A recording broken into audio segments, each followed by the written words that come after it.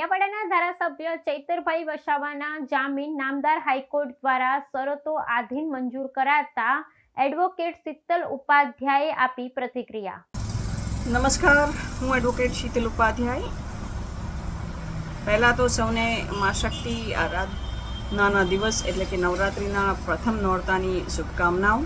આ શુભકામનાઓની સાથે મા શક્તિના આશીર્વાદથી અને ન્યાય પ્રક્રિયામાંના અમારા જે વિશ્વાસ છે એનાથી માનનીય ડેડિયાપાડાના ધારાસભ્ય શ્રી ચૈતરભાઈ વસાવાના જામીન આજરોજ મંજૂર કરવામાં આવ્યા છે નામદાર હાઈકોર્ટ દ્વારા। અને હવે એ જેલની બહાર ટૂંક સમયમાં આવશે અને ફરી જનતાની જોડે એમના જે સમર્થકો છે એમની સાથે એમના જે પ્રેમ અને લાગણી છે એ વ્યક્ત કરશે અને એમના જે પણ અધૂરા કામો છે એ પૂર્ણ કરવા માટે આગળ પ્રયત્નો કરવાના છે। સૌથી ખુશીની બાબત એ છે કે આજના પહેલાં જ નોરતે ચૈતરભાઈના જામીન મંજૂર થયા છે, જે સ્પષ્ટ રીતે જણાવે છે કે ભગવાન પણ સાચાની સાથે હોય છે